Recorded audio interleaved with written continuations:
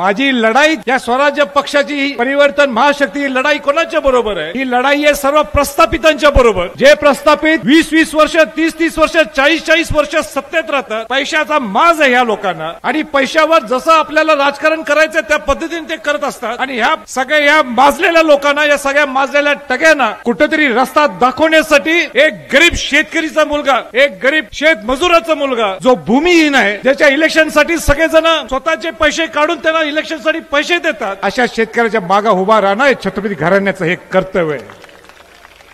आपला सामान्य माणूस, आपला शेतकरी माणूस, आपला कष्टकरी माणूस, जो शेतकरी मजूरचा मुलगा आहे, त्याच्या आई आजही दुसऱ्या शेतात मजूर म्हणून जातात, असा माणूस विधान भवनात जायला नको का? अजितदादा पवारांच्या बद्दल स्वतः नरेंद्र मोदी म्हणतात हा 74,000 कोटीचा घोटाळा, 74,000 कोटीचा सिंचनाचा घोटाळा हा अजित पवार यांनी कंपनीने केलाय. संकल्प पत्र म्हणजे जाहीरनामा काढलाय. त्या संकल्प पत्र मध्ये काय लिहिलंय? भाजपने कर्जमाफी करू, महाराष्ट्राच्या लोकांची, शेतकऱ्यांची कर्जमाफी करू, हमी भाव चांगला देऊ. एवढे वर्ष झोपला होता का? मग इलेक्शन आली म्हणून तुम्हाला सुचते? आता तुम्हाला सुचते कर्जमाफी? राज्य पक्षाच्या माध्यमातून जे अन्याय होत असेल त्याला न्याय देण्याची भूमिका हे स्वराज्य पक्ष करणार. या प्रस्थापित लोकांना, माजलेल्या लोकांना त्याच्या पुढे काही असले माजलेलं पण चालणार नाही. आणि प्रशांत निकट सांगतो, इथं कोणी तुम्हाला जर धमकी स्वरूपात काही गडबड करायचा प्रयत्न केला या तुमच्या मतदारसंघात, त्याला संभाजीराजे आडवे येतील. संभाजीराजांची गाठ असेल. मग शेतकरी आहोत आम्ही, कोणाला लुबडलेलं नाही. आम्ही लुबाडणाऱ्या माणसाला सरळ करण्यासाठी आमचा जन्म झालेला आहे. शेतकऱ्याला कोणी हात लावायचा प्रयत्न केला, शेतकऱ्याला वाईट नजरेने बघायला बघितलं